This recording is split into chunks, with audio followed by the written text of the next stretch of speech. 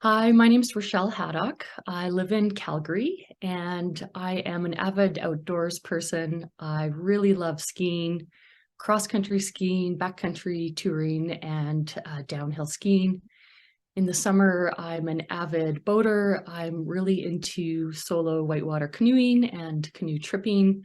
I get out on the water as much as I can.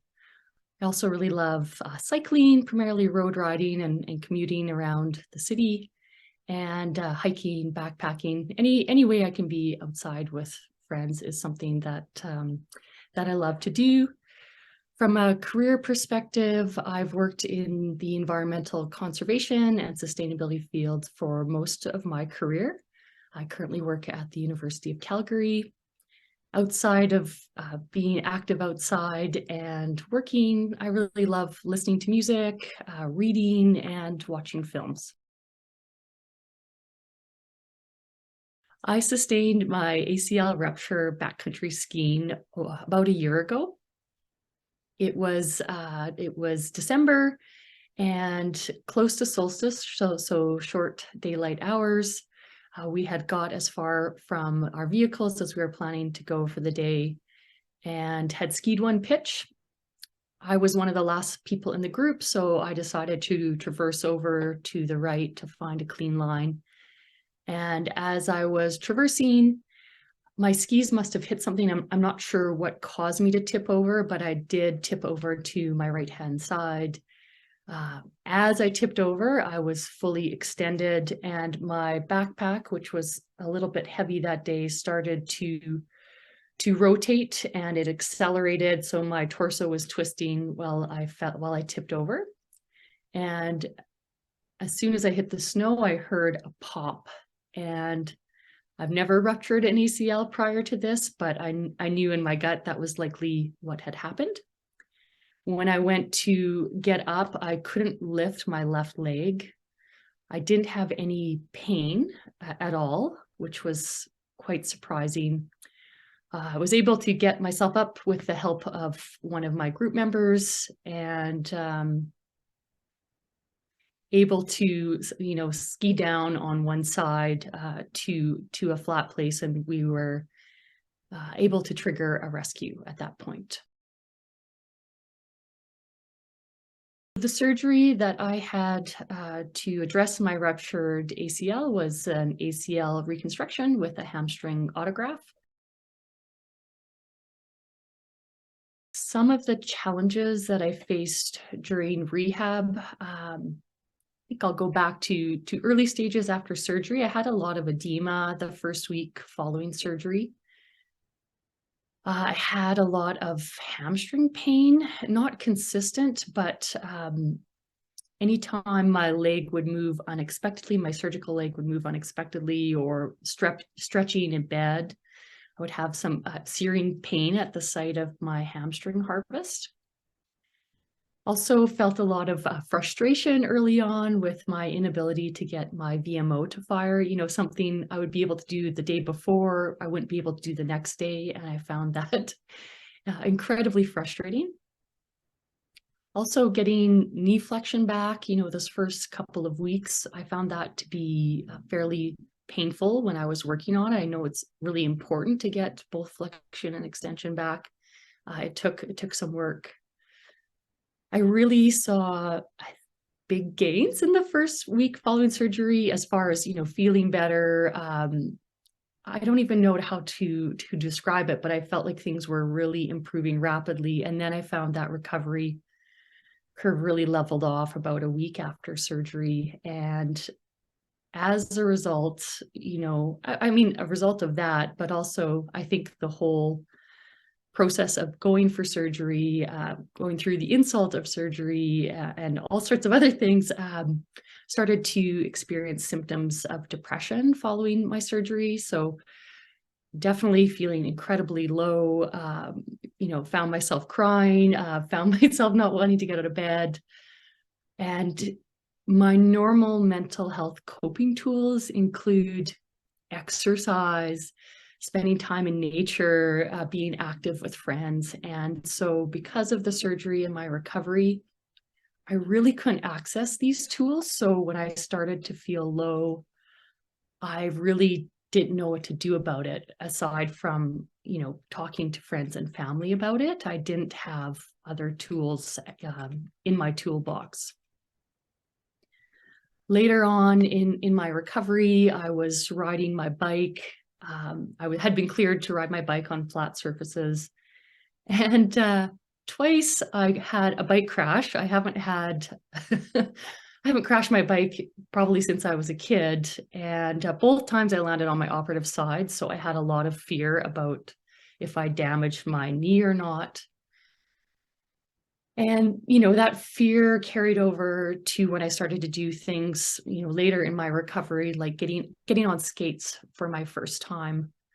Definitely felt some fear about injuring myself as I was sliding on surfaces. The first time I got back on skis, definitely have fear of re-injury, and even other things like winter driving, which usually I'm a pretty careful driver, but I had more kind of global fear in my life during the recovery process, which is not surprising when you think about it, but again, I wasn't necessarily expecting that. So another challenge I would add to the mix is the time involved in doing rehab early on in the recovery, or maybe even in the first, 3 to 4 months when I was really working on getting my extension back. There were a lot of days I was spending 2 hours doing physio, and that's a lot of time if you have other demands on your time. So that was something that was challenging.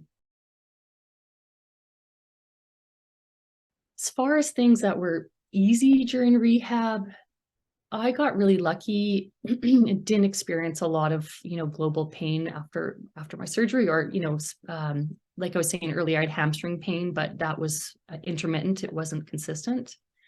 Was really diligent about elevating, using the cryo machine in the first week to 10 days. And I think that really helped.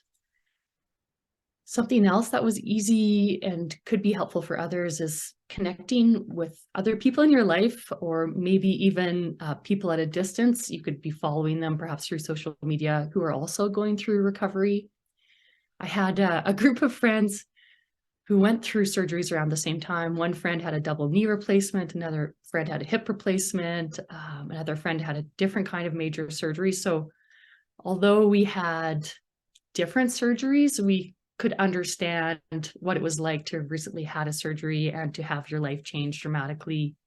And so even messaging with them, I found was really helpful. And, later on in the process too, because it is a longer recovery process, I found I continued to lean on those people. And another thing I found fairly easy in a way is being quite diligent with doing physiotherapy. And my main motivator was I never wanted to have to go through this again. I wanted to heal really well, or as best as I could. So that's something I found was fairly easy to do. Some of the strategies I used to overcome some of the challenges I shared, from a mental health perspective, I started doing some research or digging around into the research about mental health and ACL reconstruction. And that really helped to normalize what I was feeling from a mental health perspective. Looking at some of the literature, found that patients who sustain an ACL injury can suffer from symptoms of depression. And I definitely felt that after my injury. But also in the 6 weeks following reconstruction. So again, knowing that was really helpful. So if it's helpful to anyone listening, you're not alone in feeling those things. Another study I looked at found that 40% of people who undergo ACL reconstruction experience clinically diagnosable depression. So again, knowing that was something other people experienced was really helpful for me. I also found getting off social media during my recovery process was something that really helped me, because I found it quite hard to see photos, videos of people doing the things that I love to do, and people I love to be with, and not to be there with them. I also cut out alcohol because I found that I didn't, alcohol being a depressant, I didn't need any help feeling sad or sorry for myself. And so that was, and, obviously lots of other health benefits to doing that. Building a recovery community. So I mentioned I had friends who had also gone through surgeries recently who are helpful, but also friends and family in your life who can support you. I found that some people are better able to support you than others. So really making an effort to connect with those people and enabling them to help you any way that they can.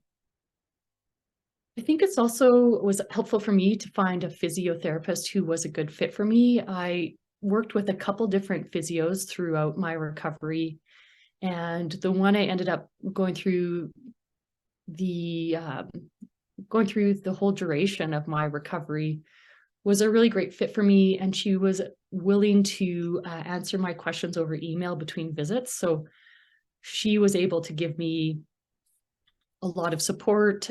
If I was feeling, I was concerned about something, she was able to answer my question fairly quickly. So just giving me that peace of mind was really, really quite helpful. On the physio, continuing on the physio front, I had a dedicated space in my apartment where I would do my physio. So I set up my road bike on a trainer, had all of my equipment there, Bosu ball, whatever other exercise equipment you have.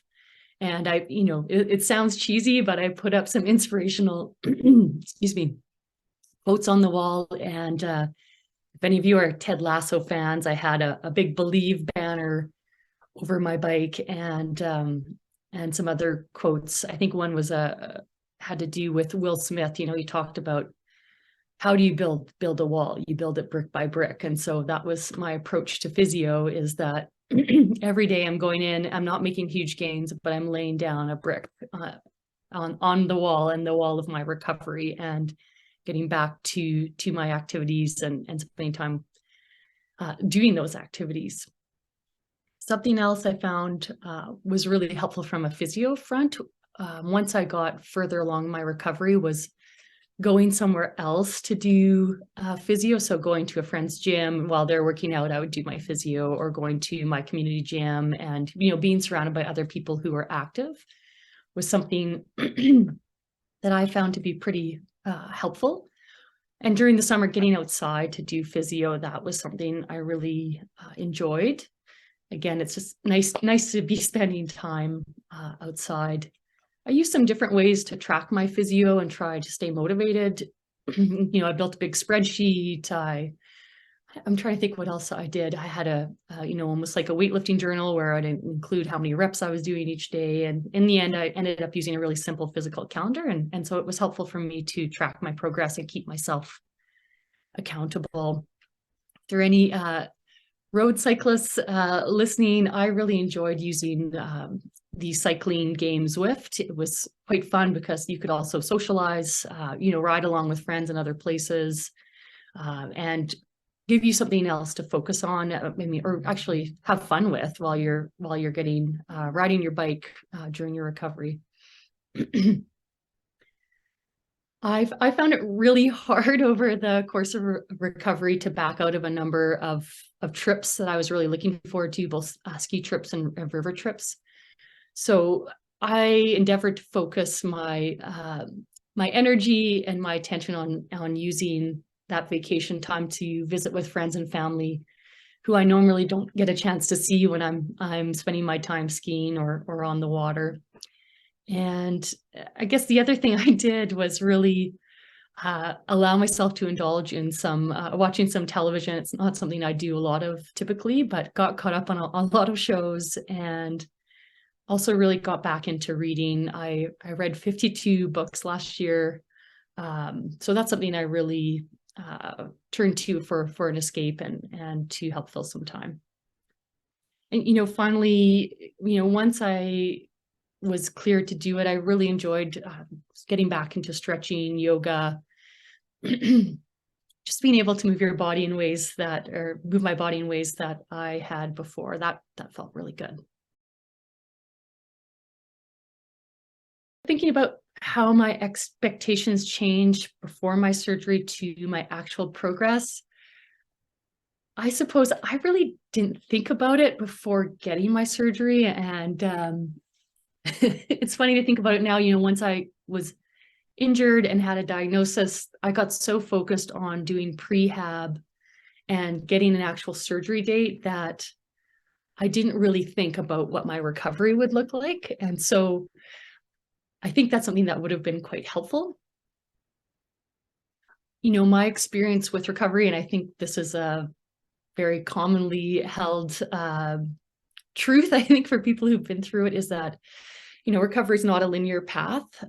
There's lots of ups and downs along the way. I saw this really great visual on Instagram, and it showed this, a linear line, a mountain, this woman climbing a mountain, and it said, how I thought my recovery would progress. And then there was a paired image that said actual recovery, and it was, all these ups and downs and canyons. And I definitely can relate to that.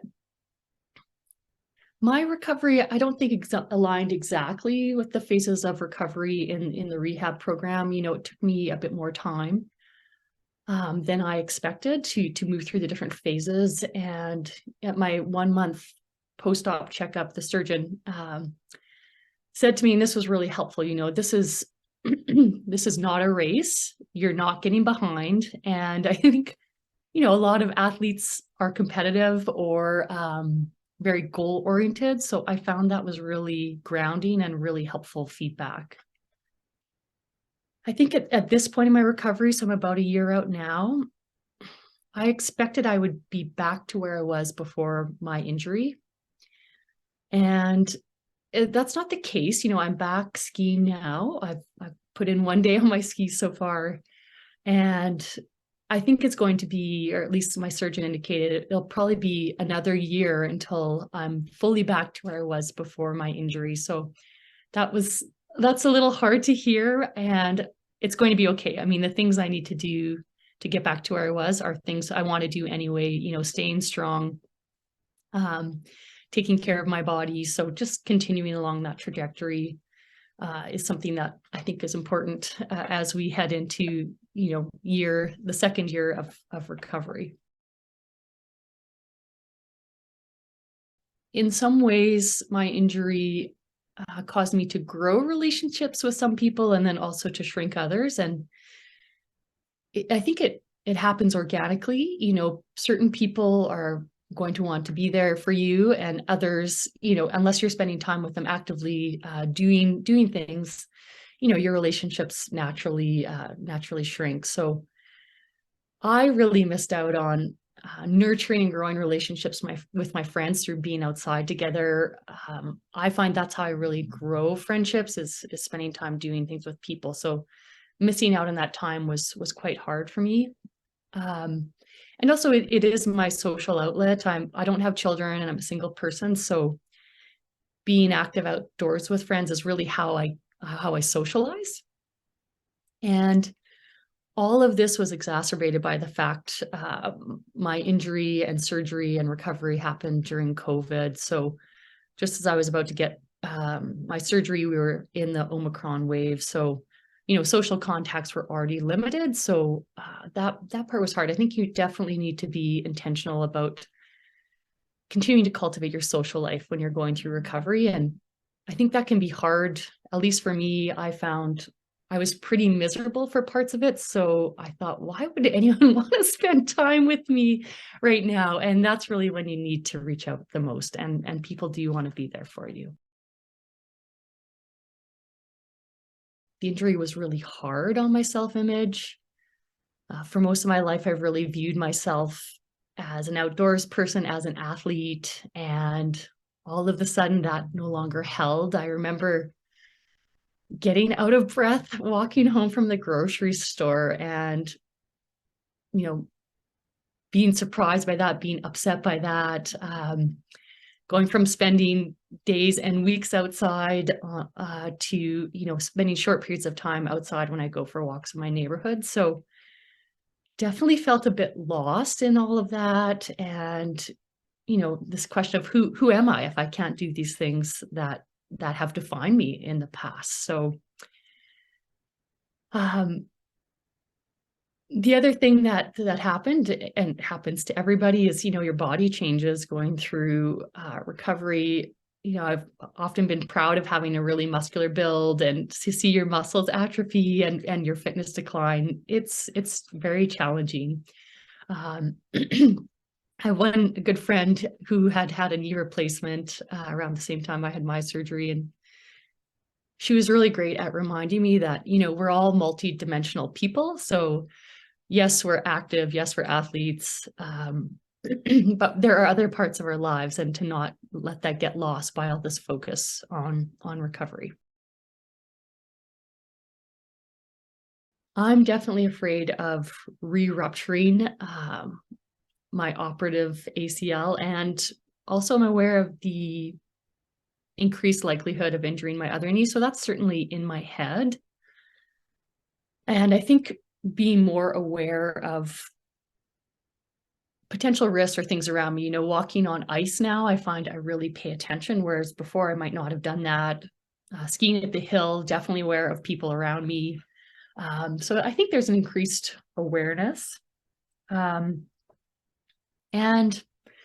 I think it's, again, really normal to be feeling this going through recovery and the final stages of recovery.